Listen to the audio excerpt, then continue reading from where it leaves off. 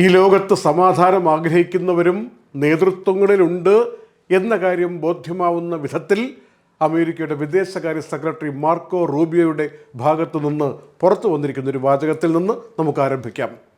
അല്പം മുമ്പ്, അതായത് ട്രംപിൻ്റെ അന്ത്യശാസന കാലാവധി അവസാനിക്കാൻ മണിക്കൂറുകൾ ബാക്കിയുള്ളപ്പോൾ, ഞങ്ങളിത് റെക്കോർഡ് ചെയ്യുന്നതിന് ഏതാനും നിമിഷങ്ങൾക്ക് മുമ്പ് മാധ്യമപ്രവർത്തകർ മാർക്കോ റൂബിയോയോട് ചോദിച്ചു, അമേരിക്കയുടെ നിലവിലെ അവസ്ഥ എന്താണ്?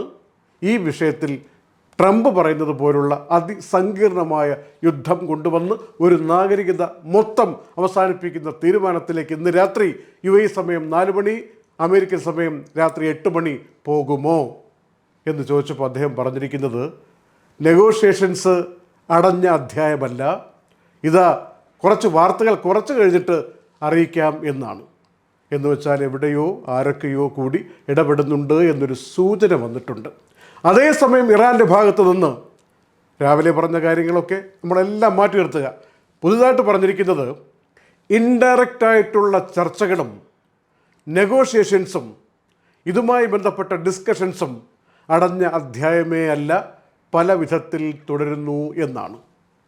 മധ്യസ്ഥരായി നിൽക്കുന്ന രാജ്യങ്ങളിൽ പലരും ഇപ്പോഴും ചർച്ച നടക്കുകയാണ്, ഒരു തീരുമാനത്തിലും എത്തിയിട്ടില്ല എന്ന മട്ടിൽ സമാധാന സംഭാഷണങ്ങൾ മുന്നോട്ട് പോകുന്നതിൻ്റെ ചിത്രങ്ങൾ വരികയാണ്.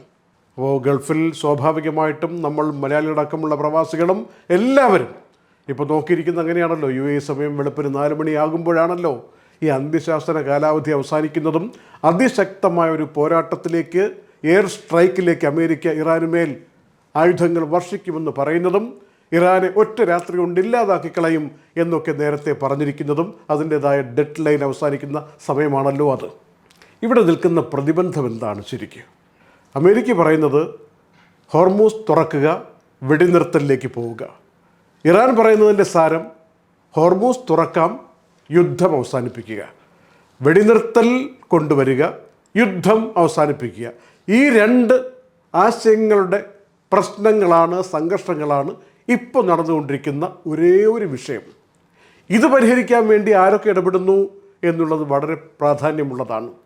ഇന്നിപ്പോൾ ന്യൂസിലൻഡിൻ്റെ വിദേശകാര്യമന്ത്രി അമേരിക്കയുടെ വിദേശകാര്യ സെക്രട്ടറിയുമായിട്ട് ഇപ്പോൾ സംസാരിച്ചു കൊണ്ടിരിക്കുകയാണ്. അതുപോലെ നേരത്തെ പാകിസ്ഥാൻ്റെ അസിം മുനീർ സജീവമായി ഇപ്പോഴും ചർച്ചകളിലുണ്ട്. ഇടപെടാതെ നിൽക്കുന്ന പല ആളുകളുമുണ്ടല്ലോ. ഉദാഹരണത്തിന് ബ്രിക്സ് എന്ന് പറയുന്ന പ്രസ്ഥാനം വളരെ ശക്തമായതാണിപ്പോൾ. നാറ്റോ, അമേരിക്ക ഒഴികെ ബാക്കിയുള്ള ആളുകളൊക്കെ യുദ്ധത്തെ അനുകൂലിക്കുന്നവരൊന്നുമല്ല പല ആളുകളും. അതുപോലെ തന്നെ യൂറോപ്യൻ യൂണിയനിൽപ്പെട്ടവർ, ഇവരെല്ലാം യുദ്ധത്തിന് വിസമ്മതം പറയുന്ന സാഹചര്യത്തിൽ ഒരൊറ്റ രാജ്യത്തിൻ്റെ കടുംപിടുത്തത്തിലേക്കാണ് ഇന്ന് രാത്രി പോകുന്നതെന്നാണ് ലോകം മൊത്തം കരുതുന്നത്. അതുകൊണ്ട് തന്നെ സമാധാനം ആഗ്രഹിക്കുന്ന ഒരുപാട് ആളുകൾ ഇപ്പോൾ രംഗത്ത് വരികയാണ്. അമേരിക്കയുടെ ഭാഗത്തുനിന്ന് പ്രത്യേകിച്ച് വൈസ് പ്രസിഡന്റ് JD വാൻസ് പറഞ്ഞിരിക്കുന്നൊരു കാര്യം, എല്ലാവരും ചോദിച്ചു, ആണവായുധം ഇന്ന് രാത്രി ഇറാനുമേൽ ഉപയോഗിക്കുമോ അമേരിക്ക? ഒറ്റ രാത്രി കൊണ്ട് ചാമ്പലാക്കും എന്നൊക്കെ പറയുമ്പോൾ അങ്ങനെ എന്തെങ്കിലും ഉണ്ടോ എന്ന് ചോദിച്ചപ്പോൾ അത് JD വാൻസിൻ്റെ ഭാഗത്തുനിന്ന് അങ്ങനെ ഒരു സൂചന വന്നല്ലോ എന്ന കാര്യം ചോദിച്ചപ്പോൾ അങ്ങനെയൊന്നുമല്ല, അത് വൈറ്റ് ഹൗസ് ശക്തമായി നിരാകരിക്കുന്നു എന്ന് പറഞ്ഞിട്ടുണ്ട്. എന്ന് വെച്ചാൽ പറഞ്ഞതൊക്കെ വിശ്വസിക്കാമെങ്കിൽ ഇന്ന് രാത്രി ഡെഡ് ലൈൻ കഴിഞ്ഞു പോയാലും സാധാരണ എയർ സ്ട്രൈക്ക് അത് പവർ പ്ലാന്റുകളിൽ, പാലങ്ങളിൽ ഒക്കെയാണ് പ്രധാനമായിട്ടും, അല്ലാതെ ഒരു ആണവായുധ പ്രയോഗം ഉണ്ടാവുകയില്ല എന്ന് അമേരിക്ക ലോകത്തോട് പറഞ്ഞിരിക്കുകയാണ്. ഇനി അങ്ങനെ ഉണ്ടായാൽ ഇറാൻ എങ്ങനെ പ്രതിരോധിക്കും? മണിക്കൂറുകൾക്കുള്ളിൽ സ്വന്തം ജീവൻ കൊടുക്കാൻ വേണ്ടി ലക്ഷക്കണക്കിന് ആളുകൾ രജിസ്റ്റർ ചെയ്തു. 14 മില്യൺ ആളുകളാണ് കഴിഞ്ഞ 10 ദിവസം കൊണ്ട് മരിക്കാൻ തയ്യാറായിട്ട് വന്നിരിക്കുന്നതെന്ന് പറഞ്ഞുകൊണ്ട് ഇറാനിൽ രജിസ്ട്രേഷൻ പൂർത്തിയാക്കിയവരുടെ എണ്ണം പുറത്തുവിട്ടുണ്ട് അവർ പറയുന്നു. മാത്രമല്ല ഇപ്പോൾ ചില ആണവ പ്ലാന്റുകൾക്ക്, ഊർജ്ജ പ്ലാന്റുകൾക്ക് മുന്നിലൊക്കെ മനുഷ്യ ചങ്ങല തീർത്തുകൊണ്ട് ഇറാൻ സ്വദേശികൾ നിൽക്കുന്നതിൻ്റെ ദൃശ്യങ്ങളും CNN അടക്കമുള്ള മാധ്യമങ്ങൾ പുറത്തുകൊണ്ടുവരികയാണ്. ഇതൊന്നും ഞങ്ങൾക്ക് പേടിയില്ല, ഇനി എന്തെങ്കിലും തരത്തിൽ ശക്തമായി ഞങ്ങളുടെ ഊർജ്ജ കേന്ദ്രങ്ങളിൽ ആക്രമണം നടത്തിയാൽ ഇറാൻ അയൽപക്കത്തുള്ളവരോട് ശക്തമായി പ്രതികരിക്കും എന്ന കാര്യം കൂടി, അമേരിക്കയുടെ സഖ്യശക്തികളായിട്ട് ആരൊക്കെ ഉണ്ടോ എല്ലാവരെയും ശരിയാക്കും എന്ന രൂപത്തിൽ ഇറാനും മറുപടിയുമായി രംഗത്ത് നിൽക്കുന്നതാണ് നമ്മൾ കാണുന്നത്. ഇന്ന് രാത്രിക്ക് ശേഷമായിരിക്കും അതിശക്തമായ ആക്രമണമെന്ന് പറഞ്ഞല്ലോ. പക്ഷേ ഇന്ന് രാവിലെ തന്നെ അമേരിക്ക ഇസ്രയേലും ചേർന്ന് ഇറാൻ്റെ ഏറ്റവും കൂടുതൽ എക്സ്പോർട്ട് ചെയ്യപ്പെടുന്ന എണ്ണ കേന്ദ്രമെന്നറിയപ്പെടുന്ന ഖാർഗ് ഐലൻഡ്, അവിടേക്ക് ശക്തമായ ആക്രമണം നടത്തി ഇറാനും അക്കാര്യം സ്ഥിരീകരിച്ചിട്ടുണ്ട്. അതിനുശേഷമാണ് ട്രംപ് പറഞ്ഞത്, ഇന്ന് രാത്രി ഇങ്ങനെയാണ് പോകുന്നതെങ്കിൽ അന്ത്യശാസനത്തിൻ്റെ ടൈം അവസാനിച്ച് കഴിഞ്ഞാൽ പിന്നെ ഒറ്റ രാത്രി കൊണ്ട് ഒരു നാഗരികത തന്നെ, ആ സിവിലൈസേഷൻ തന്നെ ഇല്ലാതാക്കും കരുതിയിരുന്നുള്ളൂ എന്ന് പറഞ്ഞിരിക്കുന്നത്. ഞങ്ങളോട് നേരിട്ട് ഫോൺ മുഖേനയും വാട്സപ്പിലുമൊക്കെ പല ആളുകളും ചോദിക്കുന്ന ഈ വിയറ്റ്നാം യുദ്ധവുമായി ബന്ധപ്പെടുത്തിയ കാര്യങ്ങൾ നിങ്ങളിതിൽ മിക്സ് ചെയ്യാത്തത് എന്താണെന്ന് ചോദിച്ചിട്ടുണ്ട്. കാരണം അത് ഇതുപോലൊരു സന്ദർഭത്തെക്കുറിച്ച് ഒരുപാട് ആളുകൾ ഇപ്പോൾ മാധ്യമങ്ങളിലൊക്കെ വിയറ്റ്നാം യുദ്ധത്തിന് അമേരിക്കയിൽ എന്താ സംഭവിച്ചത്, അമേരിക്ക എങ്ങനെ ഇടപെട്ടു എന്നുള്ള കാര്യമൊക്കെ വിശദീകരിക്കാനാണെങ്കിൽ 10-20 വർഷത്തെ കഥയുള്ളതല്ലേ. 55 മുതൽ 75 വരെ ഒരു ശീതയുദ്ധ കാലഘട്ടത്തിൽ അമേരിക്കൻ ചേരി, സോവിയറ്റ് യൂണിയൻ ചേരി, ഇങ്ങനെ നിലകൊള്ളവേ ഉണ്ടായൊരു യുദ്ധമാണ്. പക്ഷേ അവസാനം അമേരിക്ക വിചാരിച്ച പോലെ ഒന്നും നടക്കാതെ നോർത്ത് വിയറ്റ്നാം ഹോച്ചിമിൻ എന്ന് പറയുന്ന നേതാവിൻ്റെ നേതൃത്വത്തിൽ കമ്മ്യൂണിസ്റ്റ് ഭരണതലത്തിലേക്ക് സജീവമായി വരികയും സൗത്ത് വിയറ്റ്നാം കൂടി അങ്ങോട്ടായി ഒരു ഏകീകൃതമായ വിയറ്റ്നാമായി മാറുകയും ചെയ്തതും സൗത്ത് ഭാഗത്ത് നിന്ന് അമേരിക്കൻ സേനയ്ക്ക് പിന്മാറേണ്ടി വന്നതും ഒരുപാട് പ്രഗത്ഭരായ പ്രസിഡന്റുമാർ, നിക്സൺ അടക്കമുള്ളവർ, ജെറാർഡ് ഫോർഡ് അടക്കമുള്ളവർ ഒക്കെ ആ ഘട്ടത്തിൽ അമേരിക്ക ഭരിച്ചിട്ട് അമേരിക്കയിലൊരു ആഭ്യന്തര സംഘർഷം തന്നെ വിയറ്റ്നാം യുദ്ധത്തിൽ നമ്മൾ പോയി ഇടപെട്ട് ഇങ്ങനെ ഒരു നാണക്കേട് ഉണ്ടാക്കണമായിരുന്നോ എന്നൊക്കെ ചോദിച്ചുകൊണ്ട് സേനയെ പിൻവലിക്കേണ്ട ഗതികേടുണ്ടാകുമായിരുന്നോ, ഇത്രയും കോസ്റ്റ് നമ്മൾ എന്തിനാണ് ചെലവഴിച്ചത് എന്നൊക്കെ പറഞ്ഞുള്ള ഒരുപാട് ആരോപണങ്ങൾ നേരിട്ട അമേരിക്കൻ പ്രസിഡന്റുമാരുടെ കഥ നമ്മുടെ മുന്നിലുണ്ട്.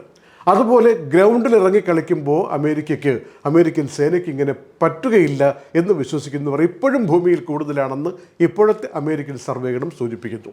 എന്തിനാണ് അമേരിക്ക ഈ വിഷയത്തിൽ ഒരുപാട് കാശും കളഞ്ഞ് അധ്വാനവും കളഞ്ഞ് ലോകത്തെ മുഴുവൻ ആളുകളുടെ ഉറക്കവും കളഞ്ഞിട്ട് ഇങ്ങനെ ഇടപെടുന്നത് എന്ന് അമേരിക്കയിൽ തന്നെയാണ് ആളുകൾ ചോദിക്കുന്നത് എന്നാണ് സർവേ ഫലങ്ങൾ അന്താരാഷ്ട്ര മാധ്യമങ്ങളിലൂടെ പുറത്തു വരുന്നത് കാണിക്കുന്നത്.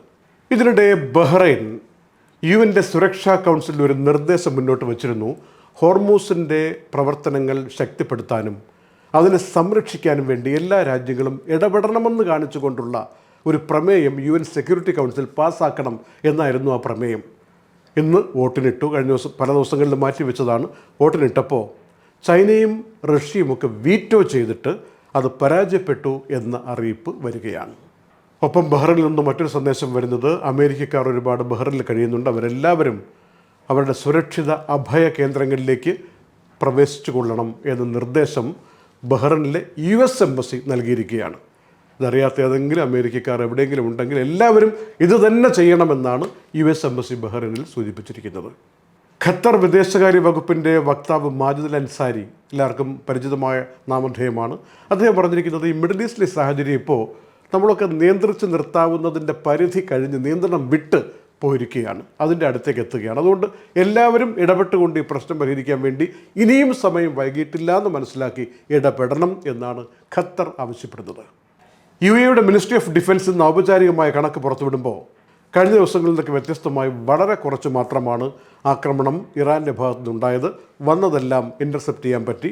ഷാർജയിൽ ടെലികമ്മ്യൂണിക്കേഷൻസുമായി ബന്ധപ്പെട്ടൊരു കെട്ടിടത്തിൽ അവശിഷ്ടങ്ങൾ വീണതിൽ 2 പേർക്ക് പരിക്ക് പറ്റി എന്ന റിപ്പോർട്ട് വന്നിട്ടുണ്ട്. 11 ഡ്രോണുകളും 1 ബാലിസ്റ്റിക് മിസൈലും, ഇത്രയാണ് ഇന്ന് UAE ഇൻ്റർസെപ്റ്റ് ചെയ്തത്, UAEയിലേക്ക് വന്നത് ഇറാൻ്റെ ഭാഗത്തു നിന്ന്. ഇന്ന് മറ്റുള്ള പരിക്കുകളൊന്നും തന്നെ റിപ്പോർട്ട് ചെയ്യപ്പെട്ടിട്ടില്ല. പക്ഷെ മൊത്തത്തിൽ 2221 ഡ്രോണുകൾ ഇക്കഴിഞ്ഞ 39 ദിവസം കൊണ്ട് വന്നിട്ടുണ്ട്. ഇന്നിപ്പോൾ ഏപ്രിൽ 7 39 ദിവസം കൊണ്ട് ഇത്രയും ഡ്രോണുകൾ വന്നു. ബാലിസ്റ്റിക് മിസൈലുകൾ 500-ലധികം, ക്രൂയിസ് മിസൈലുകൾ 26. ഏതായാലും എല്ലാ ദിവസവും വളരെ കൃത്യമായി മിനിസ്ട്രി ഓഫ് ഡിഫൻസ് ഇത്തരം കാര്യങ്ങൾ ഔപചാരികമായി അറിയിക്കുന്നുണ്ട്. ഏതായാലും ഇറാൻ്റെ ഭാഗത്തുനിന്ന് UAE അടക്കമുള്ള ഗൾഫ് രാജ്യങ്ങളിലേക്ക്, ഇപ്പോൾ ബഹ്റിനിലേക്കും സൗദി അറേബ്യയിലേക്കും ഇന്ന് ഇതുപോലെ ആക്രമണമുണ്ടായി എന്നാണ് റിപ്പോർട്ടുകൾ സൂചിപ്പിക്കുന്നത്. എല്ലായിടത്തും ഉണ്ടായിട്ടില്ല. അപ്പോൾ ഇങ്ങനെയുള്ള മിസൈലുകൾ പായിക്കാൻ വേണ്ടി ഖജനാവിൽ ഇല്ലാതെയായോ ഇറാനിൽ എന്ന് സംശയിക്കുന്നവരുണ്ട്. അതോ സ്വാഭാവികമായിട്ട് ഇന്നത്തെ രാത്രി എന്ത് തീരുമാനം വരുന്നു എന്നത് നോക്കിയിട്ട് ബാക്കി തീരുമാനിക്കാമെന്ന് കരുതി മാറ്റിവെച്ചിരിക്കുന്നതാണോ? ഇങ്ങനെയൊക്കെയാണ് പല വിധത്തിലുള്ള നിരീക്ഷണ റിപ്പോർട്ടുകൾ സാധാരണക്കാരും വിദഗ്ധന്മാരും മാധ്യമങ്ങളും ഒക്കെ കൊണ്ടുവരുന്നത്. ഏതായാലും ഇന്ന് രാത്രി ഇത്രയുമൊക്കെ പറഞ്ഞ സ്ഥിതിക്ക് നിർണായകം തന്നെയാണ്. സമാധാനത്തിൻ്റെ പാതയിലേക്ക് വരാൻ വേണ്ടിയുള്ള എല്ലാ ശ്രമങ്ങളും ലോകത്ത് നടത്തിക്കൊണ്ടിരിക്കുകയാണ്. അത്തരത്തിൽ ഒരു പെട്ടെന്നുള്ള തീരുമാനം നാടകീയമായി നിർണായകമായി ഉണ്ടാകും. എല്ലാവരുടെയും മാനസിക സുസ്ഥിരതയ്ക്ക് അനുസരിച്ചുള്ള ഒരു സമാധാന സന്തോഷ തീരുമാനം ഉണ്ടാകുമെന്ന് പ്രതീക്ഷിക്കാനാണ് ഞങ്ങൾക്കിഷ്ടം. അങ്ങനെ തന്നെ ആകട്ടെ എന്ന് ആത്മാർത്ഥമായി പ്രാർത്ഥിച്ചുകൊണ്ട് ഇന്നത്തെ നൈറ്റ് അപ്ഡേറ്റ്സ് തൽക്കാലം സമാപിക്കുന്നു. നന്ദി. Night Updates supported by Hashim Hypermarket, Kalyan Jewellers, Lulu, Arin Bakers, eLessons.net, Fira Foods, Dhanvantari Ayurveda, Al-Sud Cargo, Gold Star Rent-A-Car, Dr. Rasina's Ayurvedic Clinic, I'm Golden Diamonds, Choco World, Vintage Lux Real Estate, Partha Signature, Abu Shagara, Sharjah.